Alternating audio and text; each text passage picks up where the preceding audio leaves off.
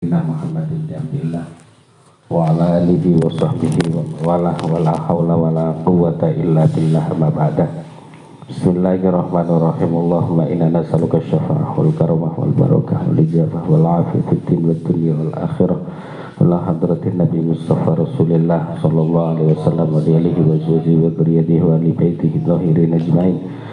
Thumma ila jamil malaikatil muqarrabin khususan li sayyidil malaikatil asyraf wa jami' ashabi Rasulillah ajma'in khususan lil arba'atil khulafa'ir rasyidin Abu Bakar Siddiq wa Umar bin Khattab wa Utsman bin Affan wa Ali bin Abi Thalib karramallahu wajhahu wa a'immatil mujtahidin khususan Abu Hanifah Malik bin Anas Syafi'i bin Idris Ahmad bin Hanbal wa jamilul ilah misyaikil ardi lam qariban al-kan bariya bahriha khususan ila badi zaman Sayyidan Rasul Syekh Mullah Ramadan al-Buti Sayyid Sayyidina wa salqarni yala dunun al-Misri wa la Junadil Baghdadi wa la Ma'ruf al-Karfi wa la Sufyan al-Sari wa la Tudin Ahmad bin Ahmad bin Abdul Karim ibn Ata'illah al-Iskandari wa la Syabul Abbas al-Muslim al-Khabasi al-Syadili wa Sultan al-Awliya ila Syabul Qadir Jalani wa Jumil Awliyatis al-Mu'assisi Nabi Baldatina Indonesia khususan ila Syekh Syarif Hidayatullah Cirebon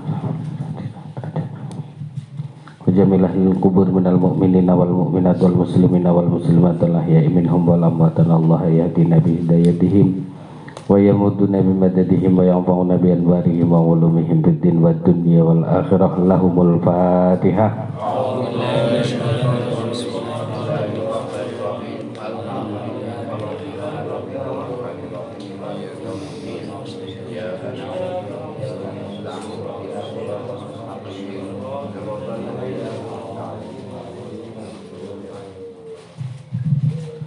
Bismillahirrahmanirrahim. Kalau di sini al-hayy ya. Urutan pakai surat al-hasr. Al-Maliku.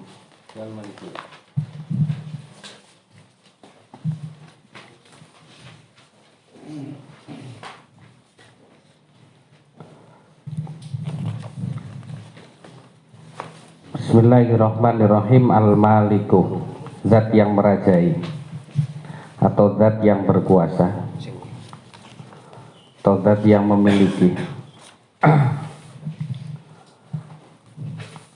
Dalam Al-Quran itu Al-Maliku ada 4 sighah.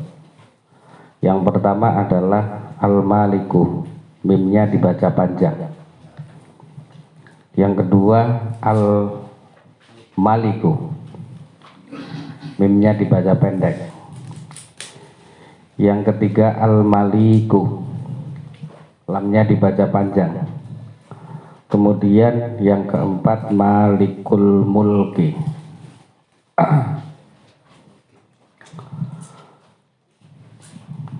Itu semuanya adalah Asmaul Husna berupa Al-Malik.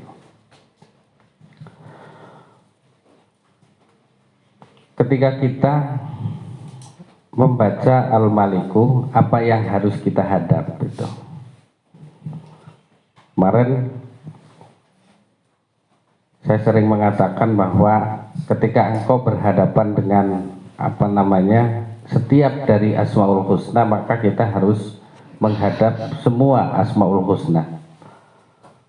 Sebagaimana wudu, ketika seseorang wudu kok kemudian wudunya tidak menghadap kepada Allah Subhanahu wa ta'ala di kala wudu, maka wudunya tidak akan merontokkan dosa-dosa. Jadi dosanya sih tetap pada baik kayak wong raup. Jadi kayongnya madan sia-sia. Maka caranya menghadap ke wudu itu seperti apa?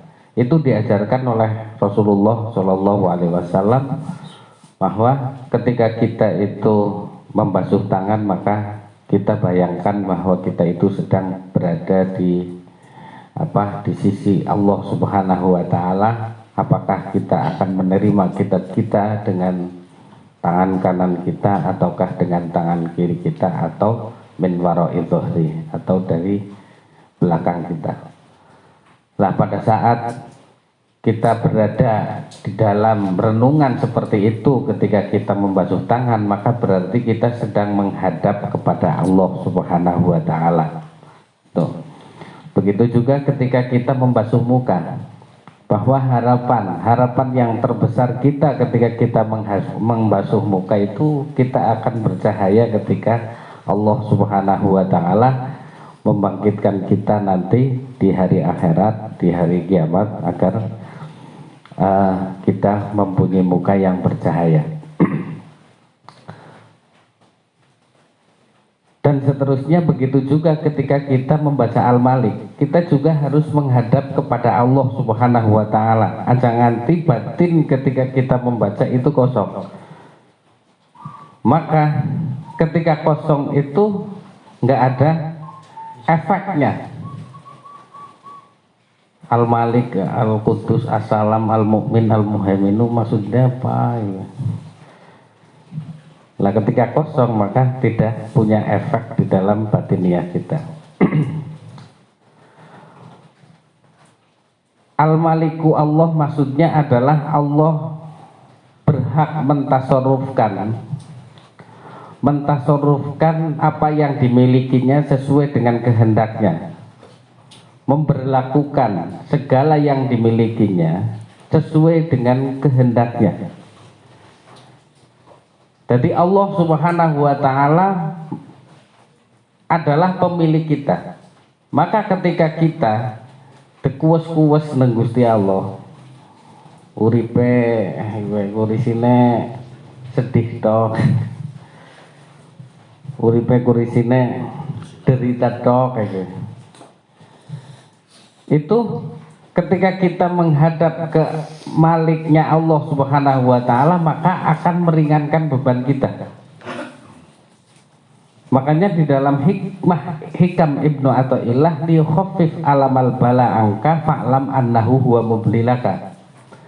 Ketahuilah bahwa angger sampean kepengin cobaane kerasa ringan nang ati, kue kudu ndeleng sapa sing nyoba. Angger wis weruh sapa sing nyoba bahwa yang nyoba itu adalah yang mencintai kita, maka cobaan yang bertubi-tubi yang Allah berikan kepada kita itu akan meringankan batiniah kita. Jadi orang rasa bahwa nyong kayongnya uripe sing paling berat. Kadang lagi pas lagi dicoba kan kayak gue. Langkah maning kayongnya ta sing deritane luwih dhuwur sing nyong. Wis komeki ya wis domeh mertua terus.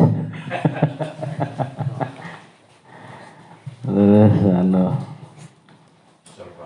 serba apes. Wis pokoknya derita lah. Kayongnya berada di dalam puncak derita yang paling tinggi.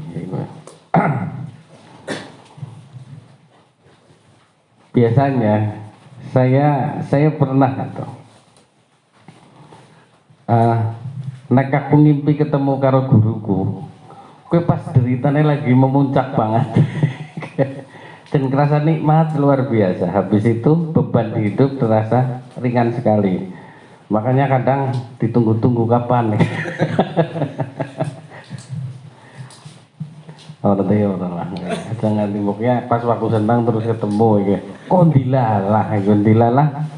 Pas ketemu pas lagi berada di puncaknya itu 6 kali sekitar itu. Lah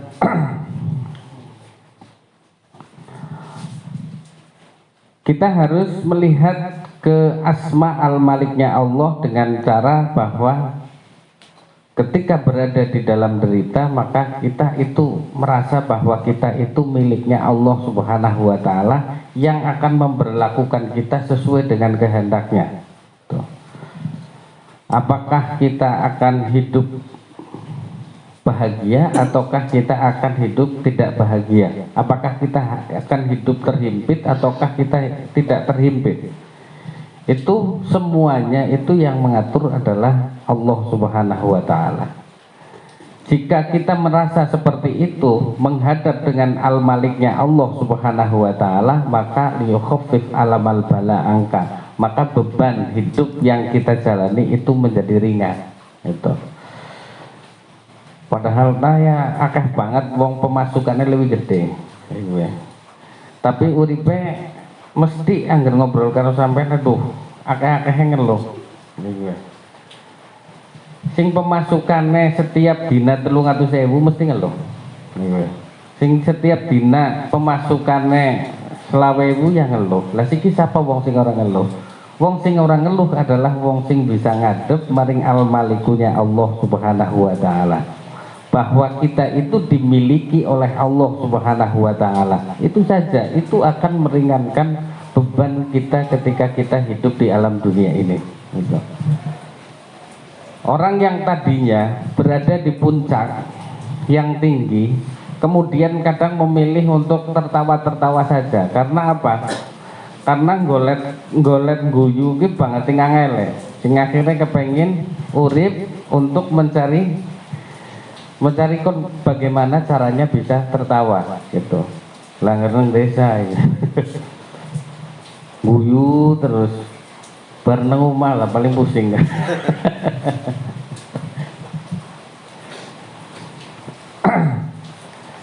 Ini makna yang pertama bahwasannya Allah pemilik kita. Adab, sopan santun ketika kita sedang menghadap al-malikunya Allah Subhanahu wa taala, maka kita akan berlaku sesuai dengan aturan-aturan yang Allah berikan kepada kita. Betul. Kita berada di bumi ini itu adalah milik Allah Subhanahu wa taala. Ketika kita merasa bahwa bumi ini milik Allah, maka kita akan di dalam batin kita akan merasa bahwa saya harus mengikuti aturan dari pemiliknya. Betul. Aturan dari pemilik nek angger adan ya kon sembahyang. Angger apa? Mangsane panen ya kon zakat. Tapi zakat kue angger panene kue berupa beras 800 kilo. Kayak gue. Angger di bawah 800 kilo misalnya 700 zakat orang wajib zakat. Kayak gue. Urusan tokna zakat. Kadang nutup garam berkurang. Lah ini adalah apa namanya, ketika kita mendapatkan undangan untuk zakat maka kita harus membayar zakat. Ketika kita mendapatkan undangan untuk sholat maka kita harus melaksanakan sholat. Dan ketika kita mendapatkan undangan untuk terjun ke dunia sebab, maka kita terjun ke dalam dunia sebab. Bahwa di dalam ajaran tasawuf itu turun di dunia sebab itu diperintahkan oleh Allah Subhanahu wa taala. Ini yang kadang seseorang itu salah mengartikan bahwa angger wong wis belajar tasawuf kuwi berarti arep ninggalna dunya. Ini adalah pandangan yang salah. Karena apa? Karena wong sing mlebu nang jero tasawuf kuwi arep mengikuti kehendaknya Allah Subhanahu wa taala. Malah golek dunyane semangat, Pak. Gue. Niki setuju apa ora? Soalnya akeh isu-isu yang apa namanya yang kita dapatkan bahwasannya aja nganti belajar tasawuf karena nang tasawuf ke mengko arep ninggalna dunia. Padahal wong tasawuf ke justru lebih semangat golek dunia. Karena sampean kue bisa tuku surga karo dunia. Ayo. Tapi yang ngerti tuku surga.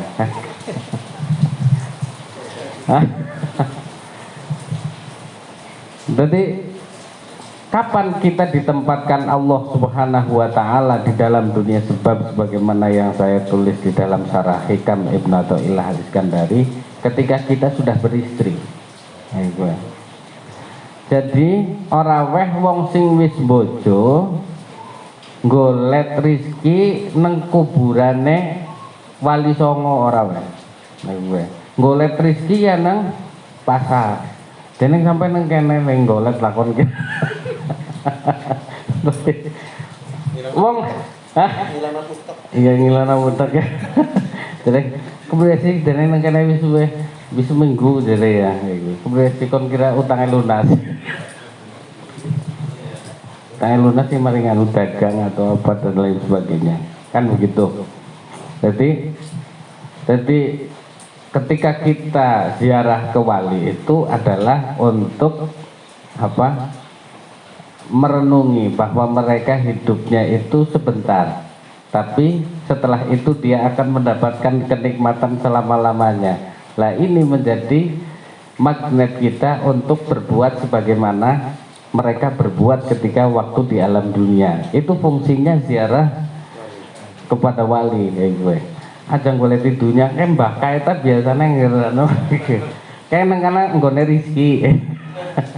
Tapi aku ora paham gue. Mungkin ana sing oleh ilham kayak gue tapi aku ora ngerti. Coba kalau menurut saya itu kayaknya masih jauh di dalam ajaran tasawuf. Jadi tasawuf itu memerintahkan sampean ketika berada di dalam di dunia ini kok kemudian sudah punya anak ataupun istri, maka berarti sampean itu sedang ditempatkan oleh Allah Subhanahu wa taala berada di dalam dunia sebab. Dengan itu berarti Allah telah memerintahkanmu untuk usaha. Itu. Iradatuka tajrid ma iqamatillah iyyaka fil asbab minasyahwatil khafiyyah wa iradatukal asbab ma iradatika tajrid inhitat anil himmatil aliyah. Siapa yang Allah kehendaki berada di dalam dunia tajrid sementara kemudian dia berada di dalam dunia sebab, maka berarti penurunan dari cita-cita yang luhur. Nah, siapa yang dikehendaki Allah di dalam dunia sebab kok melebu dunia tajrid, maka itu adalah min syahwatil khafiyah, dari syahwat yang terselubung, dari syahwat yang tersamar. Jadi intinya bahwa ketika wong berada dalam dunia sebab ya ikuti apa yang Allah perintahkan itu. Nah, kemudian salah satu dari makna Asmaul Husna lagi menurut Imam Qushairi dalam syarah Asmaul Husna Al-Qushairiyah itu beliau mengatakan bahwasannya singarane Malik itu adalah zat yang memiliki hati orang-orang yang soleh sehingga mengikat mereka untuk tidak mencintai dunia. Itu zat yang memiliki hati orang-orang yang soleh sehingga hati itu terikat dengan Al-Malik, sing akhirnya orang tersebut orang mencintai dunia, dia hanya mencintai akhirat saja. Dari sini sampean bisa merenung bahwasannya nyong sebenarnya ahlu dunia apa ahli akhirat. Sampean misalnya nyong takon lah, siki sedurung oleh pengetahuan. Sampean gue ahli dunia apa ahli akhirat? Ahli dunia. Ya wis berarti ora terang.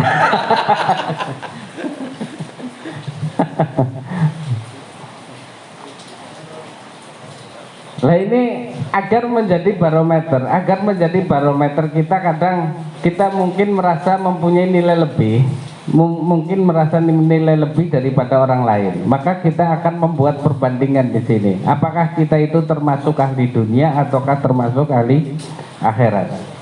Dalam mentafsiri Maliki Yaumiddin, Imam Sya'rawi itu mengatakan ada orang yang soleh kedatangan oleh seseorang.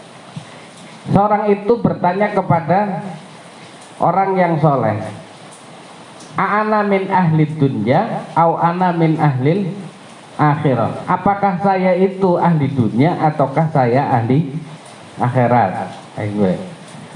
Kemudian orang yang soleh itu mengatakan kepada orang yang datang itu dengan menjawab bahwasannya apapun yang engkau akan dapatkan besok di akhirat, dirimu sendiri itu bisa menjadi barometernya, itu bisa menjadi timbangannya. Itu Malah Gusti Allah kue menciptakan kejadian-kejadian yang bermacam-macam di atas dunia ini agar engkau bisa menjadi syahid untuk dirimu sendiri ketika besok di akhirat. Itu. Jadi urusan goleti malaikat besok sing arep nimbang kuwi sapa? Amal perbuatane. Tapi kita sendiri sewaktu kita berada di alam dunia ini sudah cukup menjadi syahid.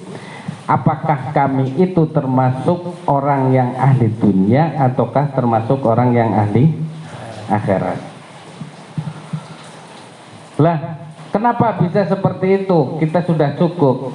Kemudian orang soleh itu menjawab, jikalau ada dua orang yang masuk ke dalam rumahnya sampean, satu akan memberikan harta dan yang satu akan meminta sedekah. Kira-kira sampean ketekan wong loro kue bahagia tiba. Siji arep ngaweh duit 10 juta waktu iki. Siji arep njaluk sedekah dudu 1 juta tekake. 50.000. 10.000 bayar. Kira-kira sampean kue bahagia ndi? Ya, tinggal 10 juta ya. Untuk menilai ahli dunia, gue sebenarnya cukup dengan seperti itu saja. Untuk menilai apakah dia ahli akhirat ataukah ahli dunia, cukup dengan kejadian itu saja. Karena ini juga sering terjadi pada Pak Tarik juga.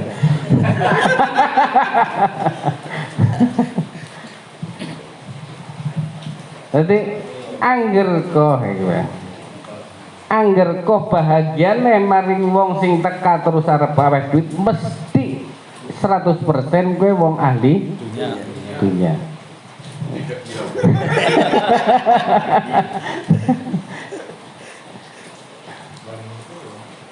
Hah?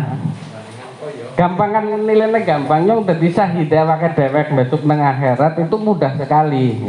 Maksudnya untuk menilai nyong jagane ahli dunia apa ahli akhirat ya. Pantes apa orang besok.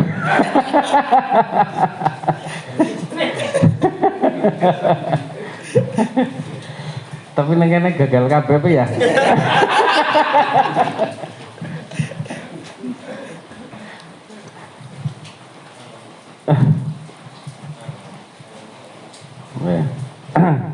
Kemudian ketika dia ahli akhirat, mesti dia akan lebih bahagia karena kedatangan yang minta sedekah itu.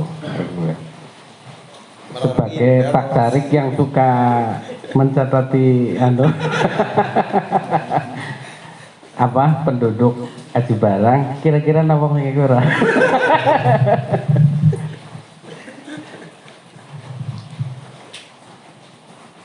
Kayak orang kebayang ya.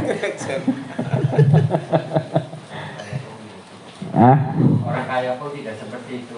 Orang kaya pun tidak seperti itu, tidak. Yang ngasih sama yang iya. Iya. Ini saya menukil kisah ini benar-benar dari kisah yang otentik dari Syekh Mutawalli Sya'rawi dalam kitabnya apa namanya tafsir Sya'rawi ketika mentafsiri Maliki Yaumiddin itu. Jadi saya duduk ngalir karena pertanyakan dan nyong ora bisa kayak gue gitu. Terus akhirnya nyong tak kudu takon maring wong liya mbok liya ngana ternyata pada bah.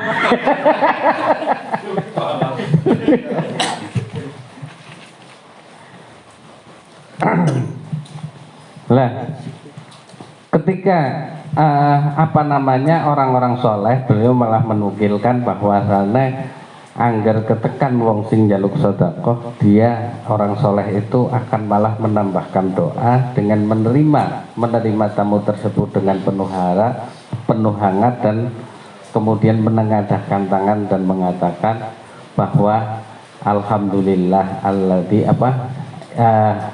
saya kedatangan seseorang yang membawakan untuk saya sarana untuk kebahagiaan akhirat tanpa dia meminta upah dari saya. itu ketika orang-orang soleh kedatangan wong sing njaluk sedekah. Iku. Aduh.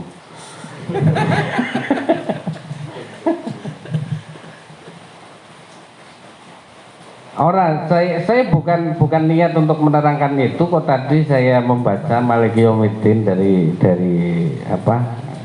karya Syekh tafsir karya Syekh Sa'rawi itu seperti itu.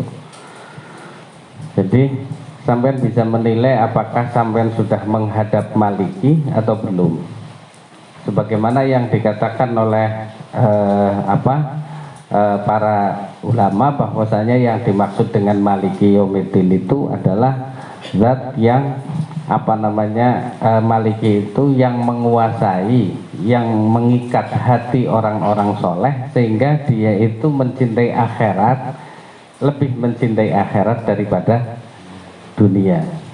Dan ketika belum, maka berarti kita memang belum serius untuk bisa membaca Maliki Yaumiddin atau belum serius membaca Asmaul Husnanya Allah Subhanahu wa taala berupa Al-Maliku.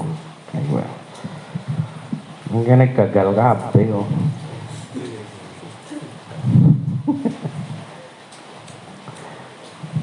Ngaji yo. Oh iya. Orang aku gagal itu. Aku gagal masalahnya.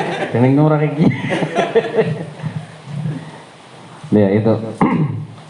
Itu makna yang kedua daripada Al-Malikunya Allah Subhanahu wa taala.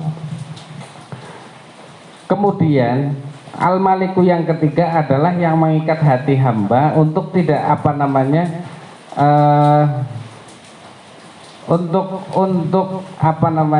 mengikat para abid sehingga dia akan terkonsentrasi hidupnya untuk beribadah kepadanya saja. Itu ngikat atine seorang hamba yang kemudian dia hanya konsentrasi untuk hidupnya itu hanya konsentrasi menyembah kepada Allah Subhanahu wa taala. Itu adalah salah satu daripada makna Al-Malikunya Allah Subhanahu wa taala. Dan dari apa yang dikatakan oleh beberapa ulama tentang maksud daripada Ar-Rahman Al-Malik, Al-Malikul Mulki, Al-Maliku ataupun Al-Maliku, itu nanti kita akan mempunyai sopan santun terhadap Allah Subhanahu wa taala dengan bertawakal. Yang satu dengan bertawakal kepada Allah atas segala sesuatu yang Allah timpakan kepada kita. Karena kita merasa bahwasanya hati manusia semuanya dimiliki. Yang memiliki itu adalah Allah. Dia mau menghutangi ataupun orang menghutangi itu tergantung Gusti Allah pemilik atine. Maka walaupun kita nembung itu, kita tetap batin kita itu tetap kepada Allah Subhanahu wa taala. Makanya seorang ulama mengatakan, Imam Qushairi mengatakan bahwasanya Imam Fakhrur Razi mengatakan bahwa kun zahiran ma'al khalqi wa batinan ma'al haqqi. Jadilah engkau dengan zahir bersama makhluk, sementara dalam batin engkau bersama Allah Subhanahu wa taala. Ayo. Setuju bro ya. Lah ini akan kita banyak-banyak membaca Maliki Yaumiddin, itu pasti seseorang itu akan tambah tawakale maring Gusti Allah. Sing akhirnya sedikit demi sedikit kita sing mau nek kuat dadi lemah bertawakal maring menungsa. Sing mau nek kita nyaman dengan kita memiliki sawah 2 hektar, kan? Kemudian setelah kita membaca banyak Al-Malikunya Allah Subhanahu wa taala, maka kita hanya menjadi nyaman bersama dengan Allah Subhanahu wa taala. Kita nggak tahu, mungkin tanah seperti itu arep diamblesna nang Gusti Allah, kan orang ngerti kayak nang Glembang. Glembang pernah tanahnya ambles, Pak. Kan. Kuwi kemudian dimiliki nang wong. Pada saat itu ketika kita itu merasa bahwasannya yang memiliki Allah Subhanahu wa taala, maka kita akan merasa nyaman. Gak tahu dengan Allah Subhanahu wa taala daripada dengan apa yang kita miliki. Kemudian nang lapindo gue. Orang ngerti wong tanah arep pada kerem kabeh gue. Sing maune pada cekelan maring lahan gue. Kemudian lahan tersebut hilang karena terendam lumpur gue. Sing akhirnya kepriwe? Akhirnya nggar wong ora tawakal maring Gusti Allah kan menimbulkan stres. Tapi ketika kita berusaha untuk bisa menghadap kepada Al-Malikunya Allah Subhanahu wa taala, maka insya Allah beban tersebut akan menjadi ringan. Baik, nah ini akibat ataupun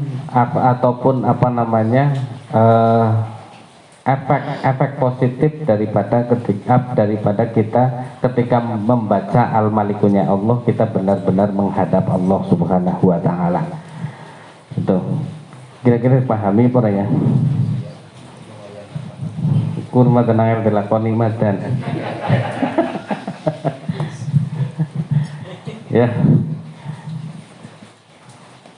Ya moga-moga sih ya, maksudnya ya sebisanya bisa konsentrasi saja lah, bisa konsentrasi untuk ketika kita membaca Al-Maliku bahwa kita pasti akan menjadi orang-orang yang beradab kepada Allah Subhanahu wa taala. Moga